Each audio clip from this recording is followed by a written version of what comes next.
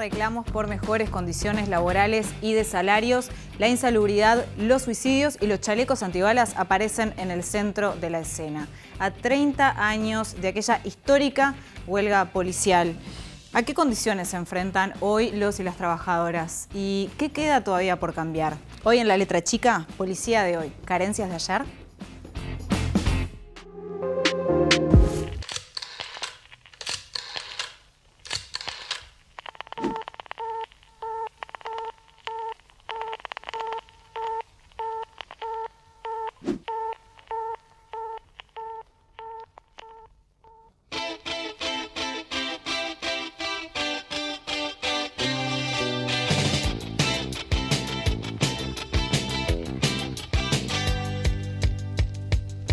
Subsecretario a instancias del presidente Lacalle en el año 1990. En el año 1990. Correcto. Casi hasta el 94. Hasta el 94. Y en el 92 le estalló la huelga. Exacto. Por eso sé de esos temas. Qué lío enorme. Exacto. Una huelga que duró 4 días. Y en esto hay que ser muy severo. Porque el día que se corta la cadena de mando se terminó la policía. Esto no es el Correo, esto no es el Ministerio de Ganadería. Esta es una organización vertical y armada. Acá no se puede estar en estado de asamblea. Y se acata. Y se acata. Comisario diga, le dé la orden al sargento. Sargento, vaya a patrullar aquella plaza. El sargento digo, no, estoy, tengo horas sindicales. Se acabó la policía. Y el día que el ministro dé una orden... Bueno, y se tiene que ir. Cuando el gobierno del Partido Nacional gobernó el Uruguay, la policía le hizo una huelga. Los policías tenían que hacer colecta para comprar combustible en los patrulleros. Se tenían que comprar los uniformes. Tiene que haber una institucionalidad colectiva, una visión integral, interinstitucional. Y lo digo desde mi propia experiencia, solo vos no arreglás las cosas. Yo quiero ser un presidente que acompañe, que esté al lado de ese policía que trata de reprimir el delito y está solo, sin respaldo. Yo voy a estar al lado de él. A mí me gustaría saber cómo va a respaldar a la policía, porque en estos años si hay algo que se siente la policía, es sola. Yo estoy aquí para respaldar la institución policial. ¿Se ha estancado el salario del policía? Sí, se ha estancado. Una de las promesas de campaña que se ha dado es que la policía iba a tener apoyo. No podemos quedarnos solo con un apoyo moral, también tiene que ser en lo que es su sueldo. Vamos a honrar nuestro nombre y sabremos cumplir. La gran mayoría de las policías integran ese pueblo, devienen de los sectores populares con los que nos llenamos las bocas de discurso. Ejercer la autoridad y respaldar a la policía es que tengan buenos salarios, buen equipamiento, buena tecnología. Hubo un congreso muy importante que fue de unificación de la Unión de Sindicatos Policiales dentro del PIT-CNT, más de 6 sindicatos. El que nos tiene obviamente ocupado en este momento es el salario y la recuperación salarial. Puntos también sumamente importantes como son la parte de atención psíquica y prevención del suicidio. O sea, queremos que de una vez se ponga en marcha el proyecto de salud mental que se ha entregado. Son lamentables, nosotros tenemos un problema como sociedad, no es un problema de la policía, no es mayor el porcentaje de suicidio de los policías que de un trabajador municipal o un bancario. Sindicatos policiales del departamento de Maldonado denunció penalmente al Ministerio del Interior por la utilización de más de 200 chalecos antibalas que están vencidos. Hace más de 2 años estamos con el tema de que no se prevé y la respuesta que tiene el funcionario policial es que espere a que venga el nuevo chaleco y que mientras tanto salga a la vía pública a trabajar con ese chaleco antibala vencido. Ahí uno ve el honor que significa el himno de la policía cuando habla y reitera que son los guardianes del pueblo. ¿Qué tal? ¿Cómo están? Muy pero muy buenas noches, bienvenidos, bienvenidas a esta semana que comienza en La Letra Chica. Le mandamos un beso enorme a Jorge Temponi que se sigue recuperando, pero bueno, esperamos pronto tenerlo por aquí. Metiéndonos ya en el tema de hoy, en el comienzo hicimos mención a la huelga que cumple 30 años, la huelga de la policía, y eso lo vamos a estar hablando y vamos a estar ahondando en eso en el segundo y en el tercer bloque, pero en este primer bloque vamos a darle una mirada de actualidad a este tema para ver cómo es que está la policía y están los trabajadores y las trabajadoras de la policía hoy en día, y para eso es que recibimos a Rudeber Vuela, integrante de SIDEPAC, el Sindicato de Policías Agremiados Canarios. Buenas noches y gracias por estar, Rudeber. Buenas noches. Es muy importante que nos reciban en su espacio. de algún modo rompe el cepo que a veces no nos permite llegar a los medios, a los sindicatos policiales, particularmente de la Coordinadora Nacional de Sindicatos Policiales, de la cual forma parte el sindicato que acabas de mencionar, que es el SIDEPAC. Arranquemos por ahí para entender un poco también, ¿cómo es que se organizan los sindicatos de policías en Uruguay? Bien, en algún momento la evolución de las organizaciones sindicales policiales ha ido un poco en independencia por sus propios derroteros. Nosotros siempre hablamos del Ministerio del Interior como un gran buque que dentro de sí lleva muchas áreas de expertise diferentes y que tienen una visión y un enfoque de la seguridad que es lo que completa a la realidad total del Ministerio del Interior. Es así que vas a encontrar sindicatos que responden a direcciones nacionales, sindicatos que responden específicamente a jefaturas, sindicatos que responden con una vocación un poco más a nivel nacional, pero que trabajan todos en diferentes lugares y que hablan de diferentes realidades que conforman ese crisol.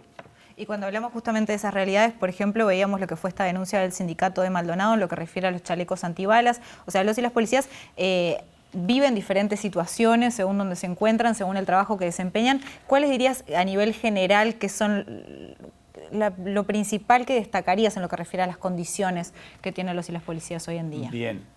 Bueno, ese recorte que tú planteás es un recorte justamente que proviene del departamento fernandino y que es un enfoque de una problemática específica de allí. No decimos que no se da en otras áreas del Estado, del Ministerio del Interior, que se encuentra regado por todo el país. Pero claro, hablan de una realidad específica que fue relevada por un sindicato específico en un departamento. Claro. No es el único sindicato de ese departamento. Pero bien, nosotros particularmente hoy día, por ejemplo, y por ampliarte un poco esto que tú me preguntabas, la Coordinadora Nacional de Sindicatos Policiales lleva una demanda a nivel internacional que fue presentada por ABU, los bomberos, la Asociación de Bomberos, Alianza de Bomberos del Uruguay, que habla sobre la sobrecarga horaria, ¿verdad? Allí tenemos otra función policíaca que habla de una perspectiva interna, de la cual otro sindicato no puede venir a hablar porque no lo conoce específicamente. Por ejemplo, yo te puedo hablar de la realidad que vive la policía de Canelones, ¿verdad? Que es, hablando en el entorno en donde desarrollamos nuestras actividades, el área que se llamaría metropolitana. Claro.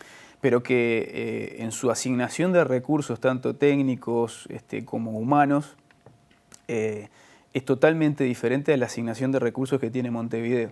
Que es una zona que aparte ha tenido un crecimiento muy fuerte en los últimos años. Explosivo, sobre todo en los ejes de lo que es la interbalnearia, en el eje de la Ruta 8. El eje de la Ruta 5 ha ido creciendo, pero un poco con el tiempo se ha ido estancando, creciendo un poco más lentamente, en detrimento de estos otros dos ejes que han sido verdaderamente explosivos, por valga la redundancia. Y que te habla de una realidad del departamento de Canelones que tiene cosas del interior profundo, como así también realidades de las que se viven más crudamente en Montevideo. Es un departamento muy diverso, con un sinfín de situaciones que a veces es hasta complejo de abordar, ¿verdad? Porque tenemos casi que diferentes recortes de la sociedad de este departamento funcionando al mismo tiempo y obligan a pensar mucho sobre lo que se hace. ¿Qué es lo que pasa con la cantidad de horas que estabas mencionando anteriormente?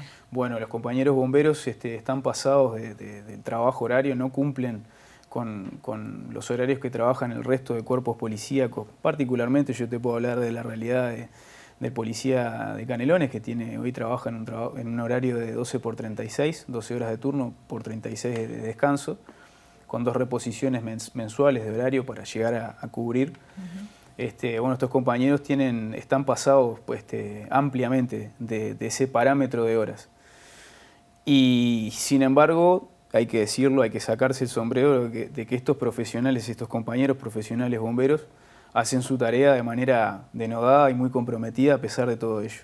Pero se vieron en la necesidad, ante la falta de sensibilidad del Estado, de denunciar esto, que es básico, es un atropello. Los derechos de horarios sobre el trabajo se regularon en nuestro país a principios del siglo XIX. Y tenemos gente que hoy acá, en el siglo XXI, está peleando porque los horarios se cumplan como deberían. Hace un rato hablabas de la cuestión presupuestal, puntualmente de lo que refiere a Canelones, al área metropolitana, pero a nivel nacional se ha dado un fuerte debate este año en lo que refiere a salarios, con movilización incluso. ¿En qué situación están, por ejemplo, en la policía? Nosotros venimos de 2 años de pérdida salarial, real. Y una pérdida salarial que tiene que ver al menos con 2 componentes que confluyen y empeoran la situación. Por un lado, la no recuperación salarial, que se venía más o menos desde el año 2005-2007 generando picos de aumento salarial por encima de lo que es la recuperación y que en determinado momento, ya dígase por la coyuntura de la pandemia, se empezó a perder esa capacidad de recuperación salarial que se tenía. Se había mejorado mucho el salario y después se lo mantenía a raya con la inflación. Esto ocurrió de manera simultánea con otro objetivo, otra situación que es la que te acabo de comentar, el aumento exponencial de muchos productos de consumo de la canasta básica y de la de bienes y servicios. Generalmente hablamos solo de la canasta básica cuando en realidad la otra es igualmente importante. Una canasta que creo que a esta altura muchos le hemos perdido el trillo de por dónde va el precio. Creo que hoy está cerca de los 90.000 pesos. Es un disparate la carestía que existe en el país. A la cual el salario policial, en base a aquellas mejoras que había tenido, podía afrontar y había mejorado, entre otras cosas, la calidad de vida en cuanto a lo habitacional, había mejorado la calidad de vida en cuanto a lo alimenticio, en cuanto a la adquisición de medios de transporte para liberar al policía tantas horas sobre el transporte público y la exposición en ese transporte público, pero que en determinado momento empezó a retroceder y a perder terreno. ¿Eso tuvo que ver con el cambio de gobierno? Se coincidió con el cambio de gobierno. Fueron los 2 primeros años de este último periodo de gobierno que han impactado directamente en la situación económica y que si bien hubo una lucha y un debate que se dio a nivel presupuestal y que aparentemente se han conseguido ciertas mejoras, por ahora solo hemos tenido a mitad de este año que está corriendo un adelanto de un 2% y creemos que para febrero estaríamos cobrando un 9%, pero evidentemente hay cosas que hay que esperar para ver que se concreten realmente, sobre todo con muchos avatares que no tienen que ver solamente con lo interno, ¿no? Que vienen de lo exterior y que por otro lado también podemos asociar a lo que tiene que ver con voluntades en cierto sentido políticas. ¿De cuánto estamos hablando si hablamos de dinero? Porque a veces uno capaz que no tiene mucha idea de cuánto estamos hablando.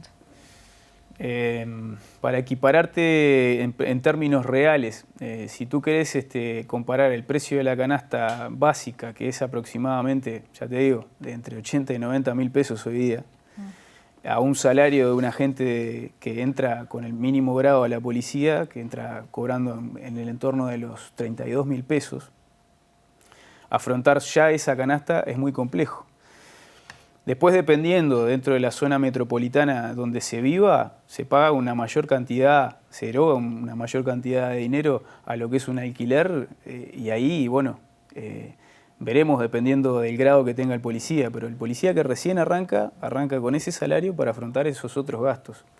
Si bien comparado a algunos salarios del sector privado puede ser una mejoría significativa, en el tiempo y bajo las necesidades que empieza a requerir el servicio, sobre todo un policía que tiene que estar bien alimentado, bien dormido, que tiene que estar bien calzado, que tiene que tener buena salud, verdaderamente ese salario no es suficiente, ¿verdad? Después, evidentemente, el salario va mejorando en base a la antigüedad del policía, en base a ciertos determinados complementos o incluso como grupos específicos de trabajo como el PADO, que está tan en boga hoy día, que cobra un plus de dinero por esa actividad de alta dedicación que lleva a cabo. Pero en verdad, lo que ha sucedido este último tiempo es que el policía, para poder lograr sostener o evitar frenar permitirse frenar esta pérdida de salario, ha tenido que salir a buscar más horas de 222 o de 272, que es la hora del bombero, la hora extra, por decirlo de algún modo, del bombero. Ha tenido que salir a buscar mucho más servicios 222. Hay muchos más policías que se habían retirado de otros trabajos en el sector privado que han tenido que volver a buscar esas fuentes de trabajo u otras, ¿verdad? Y que generan una situación de multiempleo. Uno de los factores, un gran factor que repercute justamente, por ejemplo, en la salud mental. Nosotros cuando abordamos la temática del salario no solamente lo vemos como una capacidad de consumo, porque podríamos trivializarlo y decir, bueno, el policía quiere consumir, Bueno, sí, vivimos en una sociedad de consumo, pero el problema real es que el salario, el mal salario o el buen salario, impacta directamente en lo que es la salud mental. Para la Coordinadora Nacional de Sindicatos Policiales, el salario es una herramienta de salud mental que hay que mantener a raya y que hay que tratar de mejorar, no solamente para que el policía viva bien, tenga una buena vivienda y una buena alimentación, sino para que el policía además pueda gozar del tiempo necesario para entrenarse, para poder afrontar todas las dificultades que surgen de la evolución de nuestra sociedad, a la cual tenemos que estar perfectamente ayornados porque si no, no hay forma de asistirla. Antes de meternos más de lleno en la cuestión de la salud mental, que es sumamente importante, ¿por qué te parece que la cuestión de la seguridad estuvo en el centro de la campaña electoral? Siempre lo está, por lo general, ¿no? Es algo bastante fundamental. Es algo que se utiliza mucho en la discusión política, la seguridad y el rol de la policía. ¿Por qué te parece si se hace, que de un lado se hace tanto uso de eso, pero después a la hora de, por ejemplo, pagar salarios dignos y adecuados, cuesta tanto? Son cartas fáciles, ¿no? Son cartas repetidas porque son fáciles. Creo que en otros sectores de seguridad también, como la alimentaria, como la habitacional, como la educativa, como en la salud, que es otro sector de seguridad importantísimo del Estado, tenemos cartas verdaderamente fáciles para jugar sobre la mesa cuando tocamos esos temas, ¿verdad?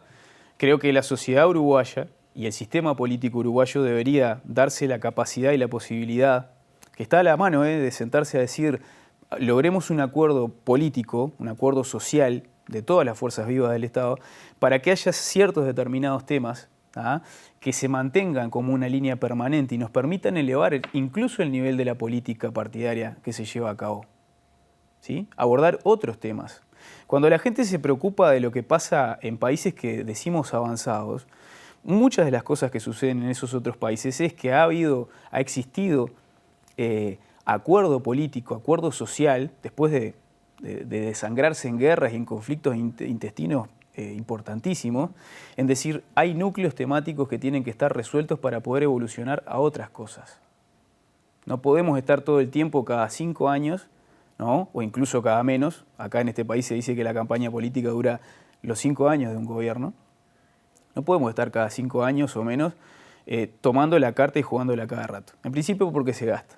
Y segundo porque no nos permite avanzar en otras áreas.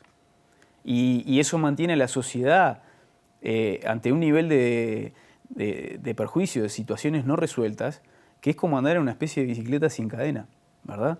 Al menos así lo veo desde mi perspectiva, en los 21 años de servicio que tengo, en los 32 años de servicio que tuvo mi padre antes que yo ingresara y en los 28 años que tiene mi hermano mayor, por ejemplo. Hemos visto la institución policial desde muchos ángulos y nos hemos podido dar cuenta que lamentablemente esta discusión continúa y parece no tener una solución de continuidad. Pero en eso, o sea, si hay una cuestión de voluntad política, en los 15 años, por ejemplo, del Frente Amplio, hubo un incremento importante salarial. ¿Puede ser o no? Sí, claro, sí, sobre todo a partir ¿Eso de... tiene que ver con dignificar el trabajo, con un debe que era anterior o...? Sí, claro. Pongo ese ejemplo porque en esos 15 años el aumento fue considerable. Digo. Fue considerable. Después, en determinado momento, sucedió esto que te explicaba al principio, de que se comenzó a mantener a raya. Claro. ¿Sí? Porque evidentemente el Estado también tiene otras áreas de trabajo en las cuales de invertir importantísimas y que en realidad, hay que decirlo, la policía, todos los cuerpos policíacos en realidad nos dedicamos a un tipo de seguridad que es como quien dice aquello instantáneo, ¿no? Como la que hace el matafuegos que está ubicado atrás de la cámara. ¿Sí? Nosotros atendemos una situación emergente en el momento, parcheamos, llevamos las personas ante la asistencia pública, ante la justicia, somos auxiliares de la justicia, pero los sectores que generan verdadera seguridad son otros en realidad. Y si no se resuelven esos sectores de seguridad, no podemos pretender poner sobre los hombros de la policía la seguridad que ya debería venir ¿no? ya trabajada desde otro lado. Y ojo, si el Estado uruguayo, también esto es a título personal, tiene la capacidad de mantener ciertos parámetros a nivel regional de seguridad que nos diferencian de otros países, es porque en algún sentido, por ejemplo, la educación ha cundido de cierta determinada manera. Por más que hoy se vean en la palestra del debate. Pero ha tenido un efecto, en algún momento tuvo un efecto importantísimo Y eso genera que la persona educada, que tenga más educación, se autorregule y necesite justamente menos policía para generar seguridad y para vivir bien. Y para convivir, que es de lo que se trata. Mencionabas lo del salario vinculado a la salud mental. Lamentablemente este año hubo 17 policías que se quitaron la vida, y veíamos al director de Convivencia y Seguridad Ciudadana del Ministerio del Interior, a Santiago González, en el tape, que decía que la cuestión esta de suicidio no es un problema de la policía, ¿no? Que es algo como general. ¿Cómo lo ven ustedes que están ahí trabajando, que se trabaja muchas veces con violencia, que llevan un arma arriba? ¿Eso incide de alguna manera o no? Es como, no, tiene razón Santiago González, no es una cuestión de la policía esto. Hace unos días atrás teníamos la gran oportunidad de presentarnos ante una mesa de senadores de la República en el Palacio Legislativo. Y le planteábamos, además de aspectos técnicos de un proyecto que la Coordinadora Nacional de Sindicatos Policiales creó con aporte de la Universidad de la República, de la UBA, con compañeros formados en el área de lo que es el trabajo y la salud laboral. Teníamos también la posibilidad de plantear algo que para muchos es una frase bastante poética y que, parafraseándola más o menos, dice algo así como que cuando una persona tiene que ver demasiado a un abismo, en algún momento ese abismo mira hacia adentro de ella. La planteó Nietzsche en algún momento, no puedo decirlo ahora cuándo.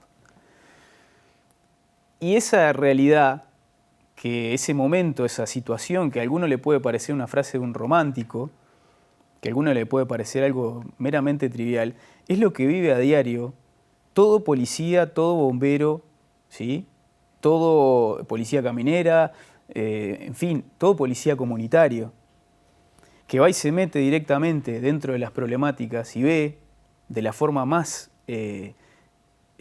clara, realista, más confrontativa, lo que verdaderamente pasa en los lugares que nadie quiere ver. La policía a diario aborda esas situaciones con mayor o menor extensión en el tiempo, ¿sí? La policía comunitaria fue una que lo abordó en algún momento de una manera muy profunda, muy específica, con mucho seguimiento, en redes de trabajo con otras instituciones. Pero más tarde o más temprano, todos los cuerpos policíacos tienen esa visión descarnada de la realidad, que en algún momento todo ese peso se suma al peso de la vida de la persona, de todo aquello que nosotros llevamos consigo cada uno, de nuestra vida particular, ¿sí? Pero además empezamos a cargar con todo esto en forma acumulativa, día tras día.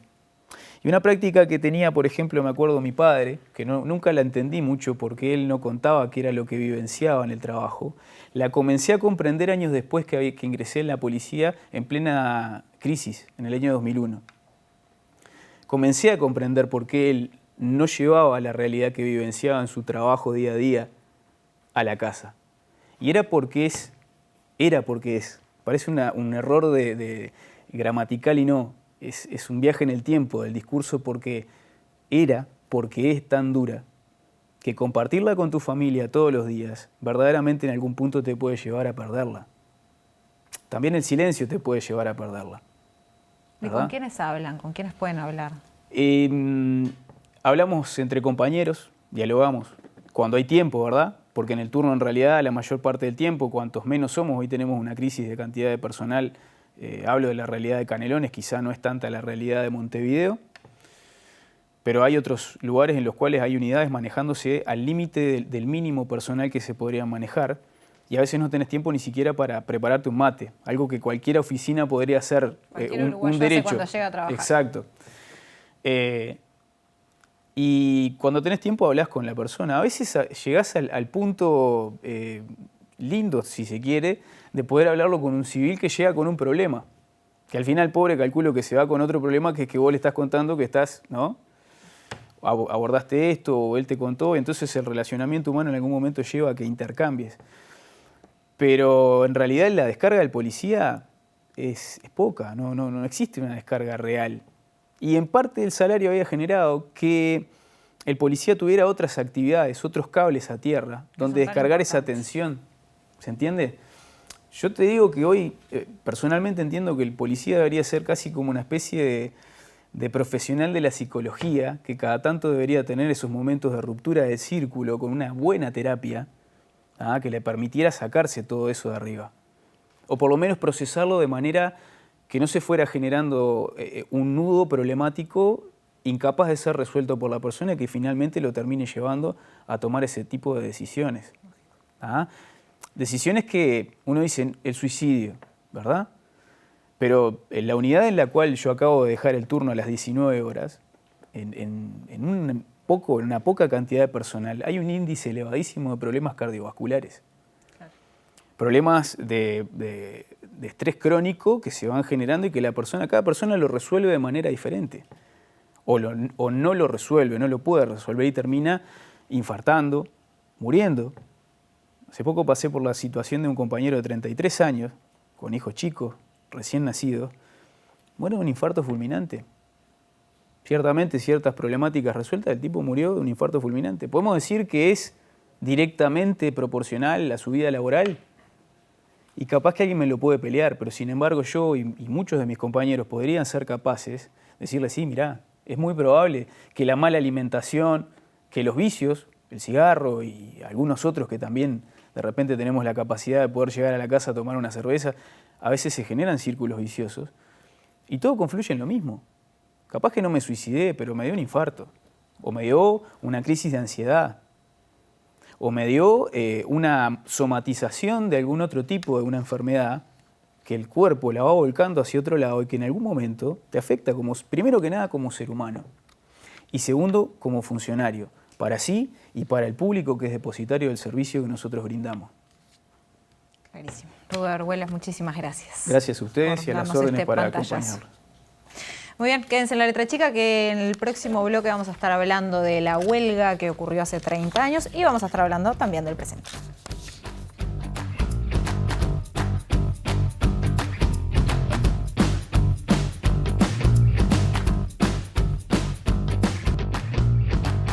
...32 pasan de las 9 y comenzamos con este segundo bloque de La Letra Chica. Les recordamos antes que nos pueden seguir en Twitter, como siempre le gusta recordar a Temponi, @LaLetraChicaTV es nuestra cuenta, hashtag La Letra Chica. Si nos quieren contar, por ejemplo, qué estaban haciendo en noviembre de 1992, cuando comenzaba la huelga de policías en todo el país. Y para hablar sobre eso es que recibimos a Otilio Lemos, quien es policía e integrante de Simpolur, el sindicato de policías del Uruguay, y participó de aquella huelga policial de hace 30 años, que se cumplieron ahora 30 años. Otilio, buenas noches y gracias por estar. Buenas noches. Hoy se cumplen 30 años de la finalización de la huelga. De la finalización, exacto.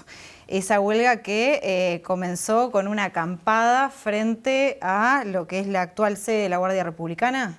Sí, enfrente de la Guardia todavía sigue existiendo una cancha de baby fútbol y bueno, se orquestó por intermedio de llamadas telefónicas para poder concluir ahí, dado esa hora. Y fue así. ¿Y cómo se empezó después a repartir eso por el resto del país? Arrancó en Montevideo, que la idea era, exactamente no me acuerdo cuál era la palabra clave, porque era así. ¿Como en código? Un código que se llamaba la comisaría y se le daba el día y la hora y arrancó el Montevideo. Después fue creciendo. Lo que pasa es que la necesidad era tanta, el Montevideo y en el interior mucho más. O sea, las carencias, los destratos, las sanciones, era demasiado. ¿Cuál era justamente la situación de los policías en aquel momento? ¿Y hubo algún hecho que disparara tomar una decisión tan grande como una huelga policial? Porque es una decisión realmente grande. Fueron muchos. El salario era malo, muy malo. El trato era espantoso. Las sanciones eran hasta por demás. Dado que existían sanciones, por decirte algo, por exceso de alegría. 5 días. ¿El trato eso entre jerarquías era o cómo es? Claro, con los subalternos. La policía está dividida entre oficiales superiores y personal subalterno. Se ejercía sobre el personal subalterno, principalmente. Y sanciones por el choque de un patrullero que vos estabas estacionado y venía un auto circulando, te chocaba y te ponía una sanción por no prever un accidente de tránsito. Es imposible que vos preveas un accidente de tránsito cuando incluso estás debajo del vehículo y el vehículo está estacionado. Bueno, ahí te podías poner una sanción de 15 días. Te enviaban a la guardia, en la guardia te encerraban en una pieza, te sacaban la cama a las 6 de la mañana, no te dejaban ver por tu señora, tus hijos, y podías reenganchar allá adentro, ¿no? Ibas por 15 y podías salir con 20, 30. Ahí estamos hablando que el ministro del Interior era Juan Andrés Ramírez. Andrés Ramírez. Y la presidencia de Luis Alberto Lacalle. Luis Alberto Lacalle. Cuando el momento de la huelga, sí. Cuando el momento de la huelga. Y tenía que ver con una decisión política, esto que hablábamos en el bloque anterior, ¿no? De la voluntad política o no. ¿Qué pasaba? Que estaban tan sumergidos los salarios que la realidad del trabajo de los policías era tan terrible. Yo creo que nadie quería tener la responsabilidad o no se molestaban porque las carencias eran en uniformes, que me van a decir que no se daban cuenta. La mitad de la ropa te la tenías que comprar, porque si igual no andabas con la mitad del uniforme que no te lo otorgaban, te sancionaban, entonces te obligaban de ese salario tan chico que vos tenías a tener que comprar incluso instrumentos que eran caros, ¿verdad? O meterte en cuotas. Yo creo que es imposible que el gobierno no se diera cuenta que la policía estaba mal uniformada, mal armada, con malos vehículos, con muy malos salarios. Claro que era una decisión política que no la querían tomar. ¿Acampan y qué pasa después? ¿En qué momento se comunican las autoridades? ¿Cómo fue ese día?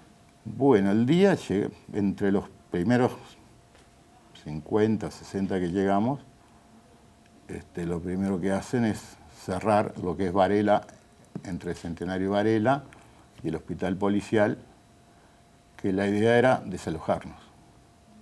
O sea, no llegaban. Y que no permitir la entrada de más funcionarios hacia la cancha, que quedaban. Pero no contaron que por atrás hay una calle que se llama Madre Selva, que se llegaba igual a la canchita. ¿Y quiénes los iban a desalojar? Primariamente, supongo que iba a ser la policía, y después que éramos unos 3.000, 4.000, hubo la idea de que el ejército nos desalojara. Incluso repetido por el señor presidente de esa época, que no se terminó de tomar porque podía terminar con muchas muertes, el desalojo. ¿Llegaron a pensar que eso podía llegar a ser una posibilidad de tomar la decisión? Estábamos seguros que no iban a desalojar así. Pero ya estaba. Y era seguir para adelante o seguir peor, porque seguíamos en bajada. Ahí no era que mejoráramos algo, seguíamos en bajada. Estábamos muy mal en esa época. Y entonces ahí toman la decisión de quedarse y estaba esa calle. De quedarnos, no, después, lógicamente, cuando éramos muchos, era otra la fuerza. Y sí, decidimos quedarnos hasta poder solucionar. ¿Y ahí cómo comenzaron los diálogos? ¿Cómo fueron los diálogos con las autoridades? Recordemos que de subsecretario también estaba Carlos Moreira, si no me equivoco. Sí, estaba Moreira. Experiencia gremial o de negociación teníamos cero, porque no era lo nuestro. Claro, ahora ya nos acostumbramos a hablar de sindicatos policiales, ahora pero en aquel aprendimos momento... en el camino y aprendí después de casi 20 años que llevamos, algo hemos aprendido, pero en ese momento teníamos cero. Por eso creo que en muchas cosas nos copiaron ahí. Sí. Claro. No. Pero ahí ustedes, los principales reclamos, por ejemplo, hablábamos de salarios sumergidos. Ahí estaba uno de los principales reclamos. Salarios, las sanciones, el equipamiento. ¿Y qué se logró? Muy poco. Ganaron más la oficialidad, que la oficialidad en ese momento que nos reprimió después de la huelga, porque hubieron 21 compañeros separados de cargos. Ellos sí lograron. Y no querían la sindicalización de los subalternos, porque los oficiales, desde hace mucho, tienen el círculo policial, que es una asociación civil a beneficio de sus afiliados, y cualquier sindicato es lo mismo, una asociación civil a beneficio de sus afiliados. Ellos tenían su sindicato, no quería que nosotros tuviéramos el nuestro. Fue una huelga que duró varios días. 5 días. 5 días. ¿Cómo fueron esos días? Terribles. Terribles ahí adentro. Por suerte teníamos donaciones de todos lados, que logramos mantener. Que llegaban donaciones de comida, por ejemplo. De comida, para mantener, porque después de que éramos tantos, venían las esposas, los hijos. Era más complicado el momento también de intentar desalojarnos por la fuerza, porque ya no eran hombres que posiblemente estuvieran armados. Se les complicaba. Y sí, fue como pudimos solventarlo. ¿Y qué recordás que decía la gente en aquel momento respecto a esto? ¿Los compañeros? Los compañeros y después la gente en general en la calle. Y después No, la gente en total apoyo. Creo que fue la época que hubo, los 5 días que hubo menos robos en Montevideo. Claro. Sí, sí. Y bueno. ¿Qué te parece que aprendió la policía después de esto? Después de esa organización, Después de eso, no, quedó muchos compañeros muy asustados, porque cuando termina la huelga, después compañeros que entendieron que no se había conseguido lo necesario, intentaron hacer una marcha, de los cuales fueron reprimidos y dados de baja. Incluso en la movilización, que se dice que habían compañeros armados, en realidad lo que se llevan era un muchacho que trabajaba en una carnicería, y como todo carnicero que tiene sus cuchillos, el hombre venía de la media hora a comer a la casa y paró a ver ese desorden y se lo llevaron, entre medio de los policías. Y claro, si no estaban armados, no, era el muchacho que lo llevaron entreverado y no tenía nada que ver el señor. Claro. Quedaron muy asustados, pero hubo mucha gente que seguimos trabajando en las sombras, ¿no? Los primeros sindicatos acá se forman el 14 de octubre del 2004, que lo hacíamos, las reuniones se hacían en chacras, en Canelones, ya nos vigilaba inteligencia. ¿Había vigilancia porque hacían reuniones? Sí, sí, claro que sí, siempre hubo. ¿Y después se oficializó que fue en 2005, 2006, 2006? 2005. 2005. 2005, la 17940, creo que el presidente Tabaré, que a los 15 días de haber asumido, la pone en vigencia. En realidad nosotros, la Constitución nunca nos prohibió, somos uno de los pocos países de Sudamérica de que la Constitución no prohíbe que la policía, incluso el ejército, se sindicalice. Hay países que sí, que lo tienen estrictamente prohibido. Y acá se basaban en unos tratados de la OIT, unos convenios de la OIT, que hablan de que no son aplicados a la policía o el ejército, pero lo que dice es si la Constitución del país fuera contraria. En el Uruguay no existe eso. La Constitución dice que es a favor. El tema es que el único gobierno que empezó a cumplirlo desde 1830 a la fecha fue el gobierno del doctor Tabaré, que no nos regaló nada, pero sí cumplió con la Constitución. De él para atrás nadie había cumplido con la Constitución, todo lo contrario. Habían sido reprimidas como en el 87, que fue la primera huelga policial. Claro. Habiendo participado de la huelga del 92, teniendo tantos años de trabajo, habiéndote retirado hace muy poquito, que me contabas antes de arrancar, ¿cómo ves la situación de los trabajadores de la policía hoy? ¿Comparándola? No, digo, ¿cómo la ves en un estado de situación? Mencionábamos algunos de los principales desafíos en el primer bloque, por ejemplo, que tiene que ver con salario, salud mental. Y lo de salud mental es terrible. Nunca se trabajó. En eso sí, creo que ningún gobierno lo cumplió. O no se quiere, no se puede, o no le dan las manos para poder. Yo creo que no es como decía el secretario de Convivencia, no somos un ciudadano normal, le guste a quien le guste. Nosotros trabajamos con la desgracia ajena. Te vamos a ver cuando a vos te pasó algo serio, algo grave, no trabajamos con lo lindo y lo bueno. Y eso en la cabeza tiene que afectar.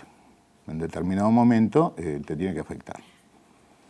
Si eso sumás a tus problemas familiares, personales, y por algún lado vas a explotar. Entonces no sos un ciudadano común. Con el perdón del panadero, que va a hacer el pan todas las madrugadas, no es lo mismo. Está clarísimo. Muchísimas gracias, Otilio, por recordarnos tantas cosas. Muy bien, quédense que ya se viene el tercer y último bloque de este programa de La Letra Chica.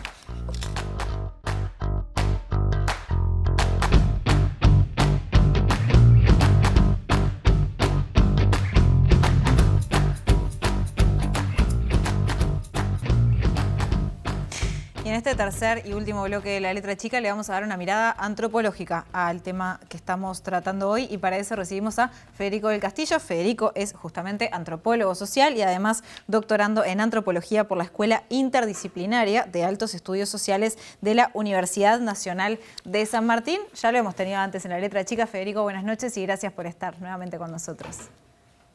Hola Maite, un gusto. Gracias por la invitación. Estábamos repasando un poco, haciendo un poquito de historia, ¿no? Desde la academia, ¿por qué fue que sucedieron tanto el paro del 87 como la huelga del 92? ¿Cuáles fueron las razones que terminaron desencadenando en este tipo de medidas que son tan contundentes? Bueno, yo creo que son dos episodios que hay que leerlos en clave histórica para entenderlos, ¿no? Digamos, obligatoriamente tenemos que pensar en los años anteriores de la policía. Es una institución que estuvo, de hecho, subordinada al gobierno militar de la dictadura, y ello produjo algunas condiciones desencadenantes primero del paro del 87 y después del 92, que se manifestaban principalmente el deterioro de las condiciones laborales y de vida del personal subalterno. Tenían policías que salían a la calle sin balas, sin armamento, que no podían denunciar a sus superiores, que entraban a la institución y cobraban 3 meses después, verdugueados por sus mandos, sumidos en la pobreza, etc. Y por otro lado, la intensificación de cierta cosmovisión jerárquica que caracteriza las relaciones sociales en la policía. Los policías estaban sujetos a un régimen disciplinario, el R19, que allí en el bloque anterior le pasaban por arriba algunos de sus efectos, por ejemplo, lo que tiene que ver con los arrestos y su arbitrariedad. Ello produjo un acumulado que en la reapertura democrática, creo yo, sean las condiciones que facilitaron la irrupción en la vía pública de un reclamo policial que no tenía precedentes. Y como suele suceder con las manifestaciones de lucha de sectores subalternos, en este caso los subalternos de la policía, ¿no? Se lo suele caracterizar, y acá hablo de los gobiernos de turno principalmente y de los mandos policiales, como episodios espontáneos, irracionales, desorganizados, y no fue así, porque para nada fue así.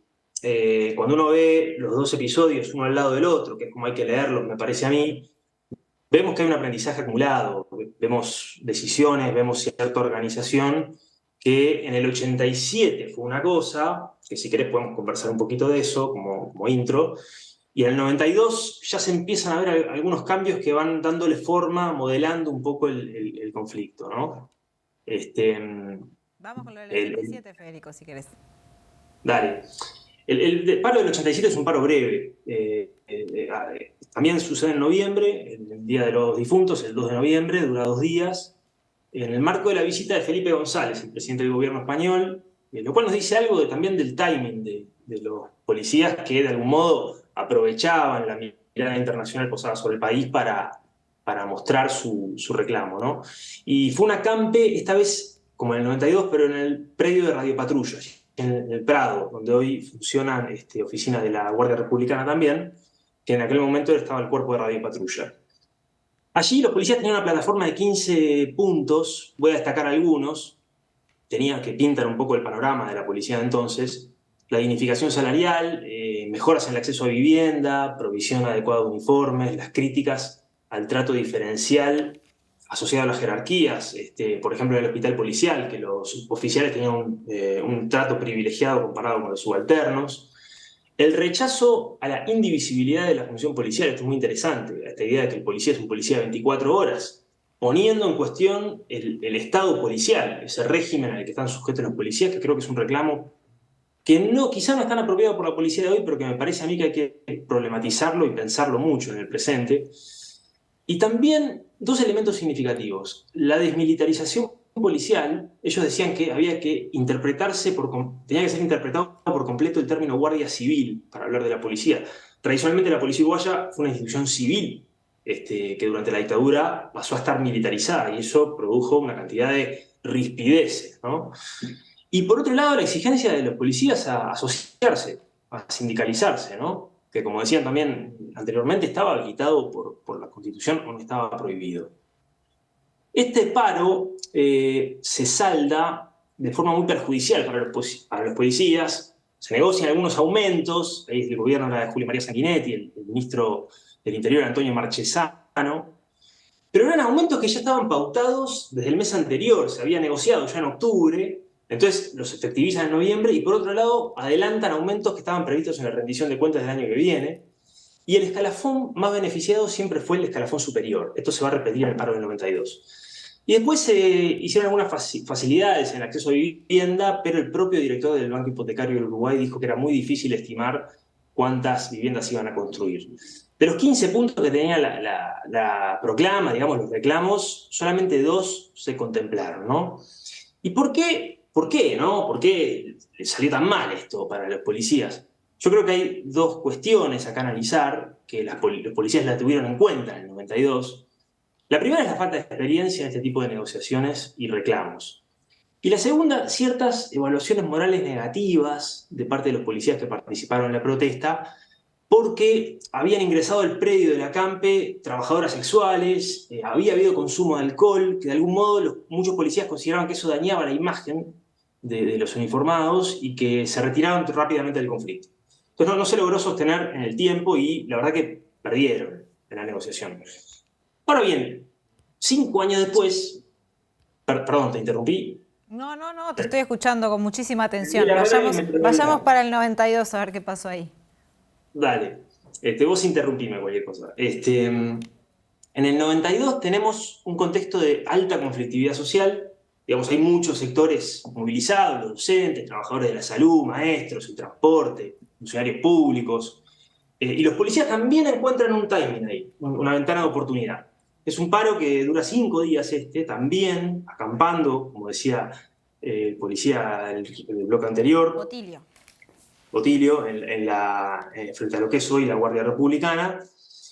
Y los reclamos eran muy similares a los del 87, pero muy similares. Ahora bien, ya el paro adquirió otros rasgos, ¿no?, que son significativos. Una primera diferencia con el conflicto del 87 es que el conflicto no se presentaba como una cuestión solamente policial, sino que se añadía a las familias de los policías como parte del conflicto. Y acá hay una protagonista que es saliente del conflicto, que se consolidó rápidamente como la vocera, que fue Sandra Dodera, que era una mujer de 28 años, era una civil, esposa de un policía, funcionaria pública, que por su perfil femenino y civil habilitaba de alguna manera conectar con costados que están normalmente disimulados en el mundo policial, un mundo muy masculinizado y construido en oposición a lo civil. Otro rasgo que distingue a los dos paros es que se prohibió el ingreso de trabajadoras sexuales y de consumo de alcohol en el predio. Ahí ya hay una decisión tomada respecto a algo que salió mal, según los policías. También el conflicto se presentaba como despolitizado, que esto es una costumbre en la policía. A pesar de la raíz etimológica común entre policía y política, se los considera dominios diferentes. Y había un rumor de que a Dodera la habían intentado sobornar desde sectores políticos, tanto para continuar con la protesta como para interrumpirla, con $15.000. Y ella salió a decir a la prensa que ni siquiera sabía cuánto valía $1. Se presentaba, digamos, incorruptible, digna, humilde, con mucha habilidad también para declarar en los medios, Dodera. Entonces era un movimiento que se presentaba apolítico, íntegro, familiar, legal, legítimo, y de ese modo consiguió bastante legitimidad, incluso con los oficiales. Hubo un oficial, fue muy famoso, Tabaré Sartorio, que fue al predio a entregarle las charreteras, un inspector principal, el segundo rango más alto de la policía, a Dodera. No la encontró en el predio, pero la recibieron los policías. ¿Cómo se salda este conflicto? Se vota rápidamente en el gobierno de Lacalle, que también, en los dos paros, tanto Sanguinetti como Lacalle amenazaron, y Lacalle lo hizo, sacar a las Fuerzas Armadas, que generó mucho rechazo incluso en militares. Oficiales de la Armada y de no me acuerdo qué otra unidad protestaron y fueron sancionados porque se negaban a patrullar, haciendo seguridad pública.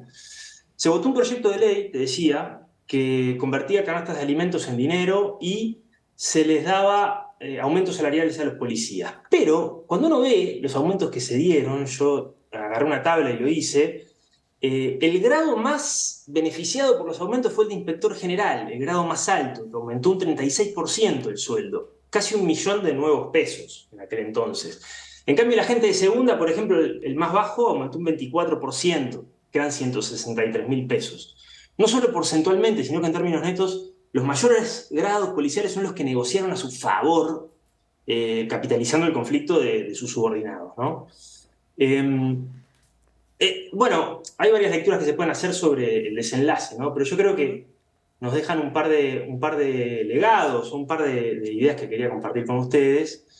La primera es que creo que son 2 episodios que moldean el repertorio de acción colectiva de los policías, es decir, los recursos de protesta que tienen a su disposición, ¿no? Se probaron recursos efectivos como la movilización en el espacio público, el acampe, la relación con la prensa y el público, la despolitización del reclamo, que son todos elementos que continúan vivos en el sindicalismo de hoy. Yo encuentro muchos vasos comunicantes entre estos episodios y el sindicalismo policial. Y son cosas que permiten lo que vimos hoy, que haya policías en un programa de televisión hablando de sus condiciones laborales, ¿no? Y también nos deben dejar algunos aprendizajes sobre qué pasa cuando la policía enfrenta condiciones laborales muy deterioradas, como sucede hoy, o también cuando las jerarquías al interior de la policía y su relación con la sociedad civil se intensifican, como también sucede hoy. Creo que en ese sentido está habiendo serios retrocesos comparado con los últimos años de las administraciones del Frente Amplio, donde se habían debilitado un poco estas dos características, ¿no? O mitigado, quiero decir. No quiere decir que vaya a haber un paro policial, a pesar de que el Frente Amplio también enfrentó algunas movilizaciones en el espacio público. Pero bueno, los policías no son sujetos quietos que de algún modo asumen las condiciones sin protestar, sino que todo lo contrario. Tenemos episodios históricos que demuestran justamente lo contrario, ¿no? Federico, en lo que refiere a estos retrocesos que tú estabas mencionando, vos has escrito que no necesitamos un Ministerio del Interior gobernado por oficiales retirados ni por políticos disfrazados de policías. ¿Está vinculado esto con estos retrocesos de los que tú estás hablando, que están vinculados con este gobierno actual de Lacalle Pou?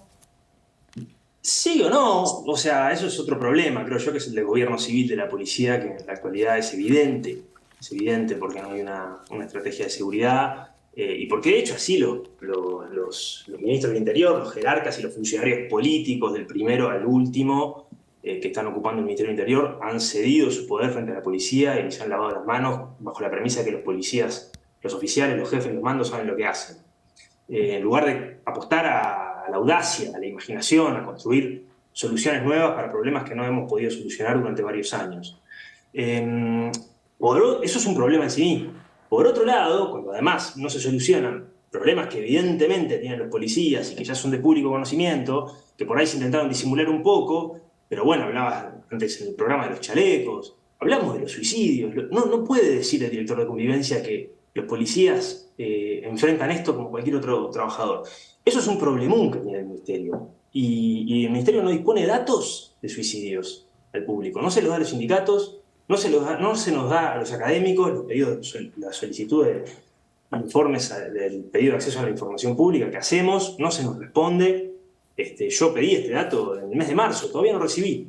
Este dato y otra serie de datos que hemos pedido, todavía no lo recibí. Entonces, si no tenemos a la vista el diagnóstico que nos permita trabajar sobre el problema, y nos seguimos contando cuentos, o sea, vamos a hacernos trampa al solitario. Creo que hay una cantidad de problemas para abordar en la policía y me parece que esta administración efectivamente no le está dando en la tecla. Federico del Castillo, muchísimas gracias por estos minutos aquí en La Letra Chica.